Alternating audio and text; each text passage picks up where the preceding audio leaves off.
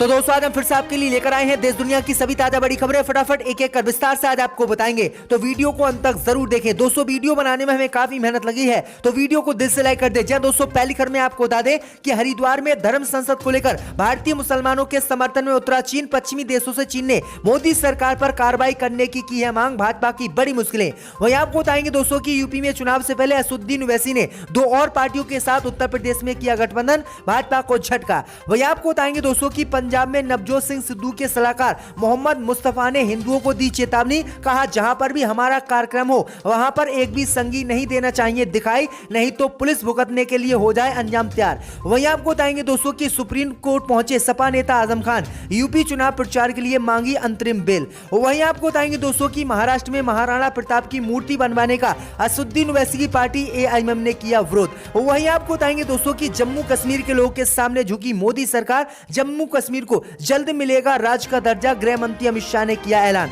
वहीं आपको बताएंगे दोस्तों की 26 जनवरी को प्रधानमंत्री मोदी पर हो सकता है हमला, प्रधानमंत्री मोदी की जान को है खतरा, खुफिया एजेंसियों ने अलर्ट किया जारी, भाजपा में भगदड़। तो दोस्तों सभी खबरों को आपको एक एक कर बताने वाले हैं। वीडियो को लाइक कर चैनल को सब्सक्राइब कर दें और हमें इंस्टाग्राम पर फॉलो करें, लिंक हमने नीचे डिस्क्रिप्शन में दे रखा है। इसी बीच तो दोस्तों अगली खबर की ओर। तो हरिद्वार धर्म संसद को लेकर भारत के मुसलमानों के समर्थन में उतरा चीन। पश्चिमी देशों से भारत पर कार्रवाई करने की है मांग, मोदी सरकार की बड़ी मुश्किलें। जी दोस्तों आपको बता दें ये बड़ी खबर सामने निकल कर आई दोस्तों की बीते दिनों हरिद्वार में धर्म संसद लाकर हिंदू बाबाओं ने मुसलमानों के कत्लेआम करने का मंच से आह्वान किया था। अब इसी हरिद्वार की धर्म संसद को लेकर चीन से मोदी सरकार को बड़ा झटका लगा है। हरिद्वार में धर्म संसद को लेकर चीन की सरकार ने भारत के मुसलमानों को अपना समर्थन आज दे दिया है और चीन ने भारत के मुसलमानों को समर्थन देते हुए पश्चिमी देशों से धर्म संसद को लेकर मोदी सरकार पर कार्रवाई की मांग की है। वहीं आपको बता दें कि चीन ने मोदी सरकार पर निशाना साधते हुए कहा है कि भारत में बहुसंख्यक हिंदू समुदाय लगातार मुसलमानों, ईसाइयों और दूसरे धर्म के लोगों को निशाना बना रहा है। उसका सवाल है कि आखिरकार पश्चिमी देश इस पर चुप क्यों है और मोदी सरकार पर आखिरकार कार्रवाई क्यों नहीं कर रहे हैं। वहीं आपको बता दें कि आगे चीन ने हिंदूवादी संगठनों पर हमला बोलते हुए कहा है कि पिछले महीने यूट्यूब चैनल पर हिंदू महासभा की नेता पूजा सकुन पांडे ने उग्र हिंदू राष्ट्रवाद का समर्थन करते हुए मुसलमानों के कत्लेआम करने का धर्म संसद में आह्वान किया था और इस पर आखिरकार अब तक भारत ने कार्रवाई क्यों नहीं की है। चीन ने कहा है कि अगर धर्म संसद को लेकर भारत ने कार्रवाई इन बाबाओं पे नहीं की तो दुनिया भर के देशों के सामने वो इस मुद्दे को उठाएगा और फिर इन बाबाओं के खिलाफ कार्रवाई कराएगा जिसमें मोदी सरकार भी शामिल होगी। तो ये बड़ी अपडेट आई दोस्तों की चीन ने खुलेआम मुसलमानों का साथ आज दे दिया है। इसी बीच तो दोस्तों अगली खबर की ओर। तो ओवैसी ने यूपी में चुनाव से पहले दो और पार्टियों के साथ किया गठबंधन, भाजपा को झटका। जी दोस्तों आपको बता दें कि एआईएमएम के प्रमुख असदुद्दीन ओवैसी ने उत्तर प्रदेश में दो और पार्टियों के साथ गठबंधन कर लिया है। असदुद्दीन ओवैसी ने उत्तर प्रदेश में चुनाव से पहले बाबू सिंह कुशवाहा और भारत मुक्ति मोर्चा के साथ गठबंधन की घोषणा की है। असदुद्दीन ओवैसी ने कहा है कि अगर हमारा गठबंधन उत्तर प्रदेश में सत्ता में आता है तो दो मुख्यमंत्री होंगे, एक ओबीसी समुदाय से होगा और दूसरा दलित समुदाय से होगा। इसी के साथ असदुद्दीन ओवैसी ने 3 उप मुख्यमंत्री बनाने का भी ऐलान किया है। इससे पहले आपको बता दें कि असदुद्दीन ओवैसी ने ओम प्रकाश राजभर के साथ गठबंधन उत्तर प्रदेश में किया था, लेकिन ओम प्रकाश राजभर समाजवादी पार्टी के साथ गठबंधन में चले गए थे और यह गठबंधन टूट गया था। लेकिन अब असदुद्दीन ओवैसी ने यूपी चुनाव से चंद दिन पहले ही बाबू सिंह कुशवाहा और भारत मुक्ति मोर्चा पार्टी के साथ गठबंधन किया है। इसी बीच तो दोस्तों अगली खबर की ओर। तो पंजाब में सिद्धू के सलाहकार मुस्तफा ने हिंदुओं को दी खुलेआम धमकी। कहा जहां पर मेरा कार्यक्रम हो उसके इर्द गिर्द ना दिख जाए संगी। जी दोस्तों आपको बता दें कि पंजाब प्रदेश कांग्रेस के अध्यक्ष नवजोत सिंह सिद्धू के सलाहकार मोहम्मद मुस्तफा ने पंजाब में विधानसभा चुनाव से पहले हिंदुओं को चेतावनी दी है। मुस्तफा ने पंजाब की पुलिस और प्रशासन को चेतावनी दी है कि जहां भी उनका कार्यक्रम हो उसके आसपास हिंदुओं को कार्यक्रम की इजाजत नहीं मिलनी चाहिए। अगर ऐसा हुआ तो वह ऐसे हालात पैदा कर देंगे कि संभल पाना मुश्किल हो जाएगा। तो ये बड़ी अपडेट आई दोस्तों की खुलेआम जो है चेतावनी हिंदुओं को आज इन्होंने दी है। इसी बीच तो दोस्तों अगली खबर की ओर। तो सुप्रीम कोर्ट पहुंचे सपा नेता आजम खान, यूपी चुनाव प्रचार के लिए मांगी बेल। जी दोस्तों आपको बता दें कि यूपी विधानसभा चुनाव को लेकर तमाम पार्टियों ने अपनी ओर से तैयारी तेज कर दी है। इसी क्रम में नेताओं का डोर टू डोर कैंपेन भी शुरू हो गया है। समाजवादी पार्टी के नेता आजम खान ने आगामी उत्तर प्रदेश विधानसभा चुनाव में प्रचार के लिए अंतरिम जमानत की मांग सुप्रीम कोर्ट से की है। इसके लिए आजम खान ने सुप्रीम कोर्ट का दरवाजा खटखटाया है। आजम खान इस वक्त सीतापुर जेल में बंद हैं, उनके खिलाफ कई मामले दर्ज हैं। तो ये बड़ी अपडेट आई दोस्तों की आजम खान ने अब सुप्रीम कोर्ट से अंतरिम बेल मांगी और कहा कि मुझे चुनाव में प्रचार उत्तर प्रदेश में करने दिया जाए। इसी बीच पर तो दोस्तों अगली खबर की ओर तो महाराणा प्रताप की मूर्ति बनवाए जाने का महाराष्ट्र में एआईएमएम पार्टी ने किया विरोध। जी दोस्तों, आपको बता दें कि महाराष्ट्र के औरंगाबाद शहर में नगर निगम महाराणा प्रताप की मूर्ति बनवाए जाने की योजना पर काम कर रहा है, लेकिन अब एआईएमएम पार्टी ने महाराणा प्रताप की मूर्ति बनवाए जाने का विरोध किया है।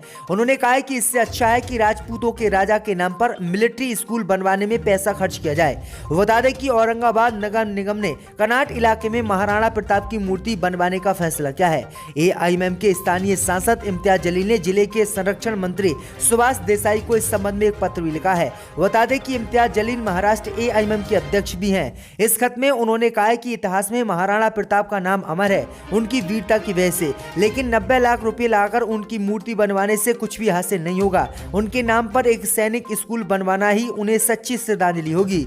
इस स्कूल में ग्रामीण इलाके के युवा में मिलिट्री ट्रेनिंग हासिल कर सकेंगे और इनका काफी नाम होगा। तो ये बड़ी अपडेट आई दोस्तों की महाराष्ट्र में ओवैसी की पार्टी ने महाराणा प्रताप की मूर्ति बनवाए जाने का जमकर विरोध किया है। अब देखते हैं कि महाराणा प्रताप की मूर्ति बनती है या फिर इस पर रोक लगाई जाएगी। इसी बीच पर तो दोस्तों अगली खबर की ओर तो कश्मीरियों के सामने मोदी सरकार ने टेके घुटने, जम्मू कश्मीर को जल्द मिलेगा पूर्ण राज्य का दर्जा, अमित शाह ने दिए संकेत। जय दोस्तों, आपको बता दें ये बड़ी खबर सामने निकल कर आई दोस्तों की केंद्र की मोदी सरकार ने जम्मू कश्मीर से अनुच्छेद 370 हटाकर पूर्ण राज्य का दर्जा खत्म कर दिया था। काफी संघर्ष के बाद अब मोदी सरकार जम्मू कश्मीर के लोगों के सामने झुक गई है। दरअसल आपको बता दें कि केंद्रीय गृह मंत्री अमित शाह ने शनिवार को कहा है कि जम्मू कश्मीर में मौजूदा परिसीमन प्रक्रिया पूरी होने के बाद विधानसभा चुनाव होगा और केंद्र शासित प्रदेश में स्थिति समान होने पर राज्य का दर्जा बहाल कर दिया जाएगा। उन्होंने भारत का पहला जिला सुशासन सूचकांक वर्चुअल रूप से जारी करते हुए कहा है कि जम्मू कश्मीर प्रधानमंत्री मोदी की प्राथमिकता है और केंद्र शासित प्रदेश के स्वर्गीय विकास के लिए बहुआयामी प्रयास किए जा रहे हैं। शाह ने कहा है कि जहां तक लोकतांत्रिक प्रक्रिया का सवाल है, परिसीमन प्रक्रिया शुरू हो गई है। इसके पूरे होने के बाद यहां पर हम विधानसभा के चुनाव कराएंगे और जम्मू कश्मीर को जल्दी पूर्ण राज्य का दर्जा देंगे। तो ये बड़ी अपडेट आई दोस्तों, यही मोदी सरकार जम्मू कश्मीर को पूर्ण राज्य का दर्जा देने के लिए तैयार नहीं थी। इसी बीच पर तो दोस्तों अगली खबर की ओर तो 26 जनवरी को प्रधानमंत्री मोदी की कर सकते हैं आतंकी संगठन हत्या, खुफिया एजेंसियों को मिला इनपुट, पूरे भाजपा में हड़कंप। जय दोस्तों, आपको बता दें कि 75वें गणतंत्र दिवस समारोह की देश में तैयारी जोरों पर है। वही गणतंत्र दिवस पर सुरक्षा एजेंसी काफी अलर्ट है। इस बीच खबर है कि खुफिया एजेंसियों को गणतंत्र दिवस पर संभावित आतंकी साजिश के बारे में अलर्ट मिला है। खुफिया एजेंसियों को मिले इनपुट के मुताबिक प्रधानमंत्री मोदी और अन्य गणमान्य व्यक्तियों की जान को खतरा बताया जा रहा है। मीडिया रिपोर्ट के मुताबिक 9 पन्नों की खुफिया जानकारी में प्रधानमंत्री मोदी और उन हस्तियों पर खतरा बताया जा रहा है जो भारत के 75वें गणतंत्र दिवस समारोह में शामिल होंगे। नोट में यही बताया जाए कि यह खतरा पाकिस्तान, अफगानिस्तान, पाकिस्तान के बाहर स्थित गुटों से है। गणतंत्र दिवस पर 5 मध्य एशिया देशों कजाकिस्तान, किर्गिस्तान, ताजिकिस्तान, तुर्कमेनिस्तान और उज्बेकिस्तान के नेताओं को मुख्य अतिथि के रूप में आमंत्रित किए जाने की संभावना है। वहीं आपको बता दें कि 26 जनवरी को प्रधानमंत्री मोदी पर हमला हो सकता है और मोदी को मारा जा सकता है। तो ये बड़ी अपडेट आ रही है, इसमें खालिस्तानी आतंकी संगठन का भी हाथ बताया जा रहा है। तो मोदी सरकार भी तेज से 26 जनवरी को लेकर फंसती हुई दिखाई दिल्ली में दे रही है। इसी बीच पर तो दोस्तों अगली खबर की ओर तो चरणजीत सिंह चन्नी ने प्रियंका गांधी को यूपी में सीएम फेस बनाने की वकालत, कहा वो शेरनी है। जय दोस्तों, आपको बता दें कि यूपी में सीएम उम्मीदवार को लेकर अपने बयान से कांग्रेस की राष्ट्रीय महासचिव प्रियंका गांधी चर्चा में है। अब इस पर पंजाब के मुख्यमंत्री चरणजीत सिंह चन्नी की भी प्रतिक्रिया आ गई है। सीएम चन्नी ने प्रियंका को शेरनी बताते हुए कहा है कि अगर वह उत्तर प्रदेश में मुख्यमंत्री का उम्मीदवार बनती हैं तो कोई टक्कर ही नहीं होगी। एक समाचार चैनल से बातचीत में सीएम चन्नी ने कहा कि प्रियंका गांधी तो शेरनी है, उन्हें आगे लाना चाहिए। अगर वह यूपी में सीएम बनती हैं तो इससे ज्यादा बढ़िया क्या बात होगी, पूरे प्रदेश का कायाकल्प हो जाएगा। और लबे की एक दिन पहले दिल्ली में कांग्रेस मैनिफेस्टो जारी करते वक्त प्रियंका से सवाल किया गया था कि यूपी में उनका सीएम उम्मीदवार कौन होगा। प्रियंका ने इस पर कहा कि क्या आपको कांग्रेस की तरफ से कोई और चेहरा दिखाई दे रहा है, जिसके बाद साफ हो गया था कि प्रियंका गांधी उत्तर प्रदेश में जो है मुख्यमंत्री का चेहरा बनने के लिए तैयार है। इसी बीच पर तो दोस्तों अगली खबर की ओर तो मध्य प्रदेश में गौवंश पर अत्याचार के विरोध में अनशन करने पहुंचे थे मिर्ची बाबा, राजभवन से पुलिस ले गई साथ। जय दोस्तों, आपको बता दें कि बीजेपी शासित राज्य मध्य प्रदेश में गौवंश की दयनीय स्थिति को देखते हुए आज मिर्ची बाबा मुख्यमंत्री आवास के बाहर अनशन करने पहुंचे थे, लेकिन राजभवन के पास पुलिस कर्मियों ने उन्हें रोक लिया और अनशन से वापस ले गई। इस दौरान मिर्ची बाबा ने कहा कि गौ माता की रक्षा के लिए प्राण भी त्यागने पड़ेंगे तो भी वह पीछे नहीं हटेंगे। बाबा ने सरकार से गौवंश की सुरक्षा के लिए गंभीरता दिखाने की मांग की है। उन्होंने कहा कि प्रदेश में गौ माताओं के लिए चारे व भूसे की पर्याप्त व्यवस्था की जाए। हर गौ माता के हिसाब से सरकार को रोजाना रोजाना 50-50 रुपए स्वीकृत किए जाए। तो ये बड़ी अपडेट आई दोस्तों की बीजेपी शासित राज्य मध्य प्रदेश में भी गौवंश की बहुत बुरी हालत है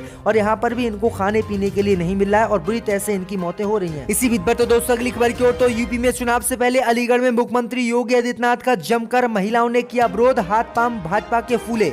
जय दोस्तों, आपको बता दें कि उत्तर प्रदेश में चुनाव से पहले अलीगढ़ में मुख्यमंत्री योगी आदित्यनाथ आज एक जनसभा को संबोधित करने गए थे, लेकिन योगी आदित्यनाथ को जनसभा को संबोधित करना भारी पड़ गया। जैसे ही अलीगढ़ में मुख्यमंत्री योगी आदित्यनाथ दीनदयाल अस्पताल पहुंचे और वहां पर जनसभा को संबोधित करना शुरू किया, वैसे ही महिलाओं ने योगी आदित्यनाथ का जमकर विरोध किया। महिलाओं ने जमकर हंगामा किया और कहा कि हम अखिलेश यादव की सरकार में हमें 23 से 24 हजार रुपए मिलते थे, लेकिन योगी सरकार जैसे ही आई तो उसने हमारे रुपये खत्म कर दिए और हमें अब 2-3 हजार रुपए ही मिल रहे हैं। इसलिए हम योगी आदित्यनाथ का विरोध कर रहे हैं। महिलाओं ने मांग की है कि योगी सरकार या तो हमें अस्पताल से हटा दे या फिर हमें जो है सरकारी कर दे।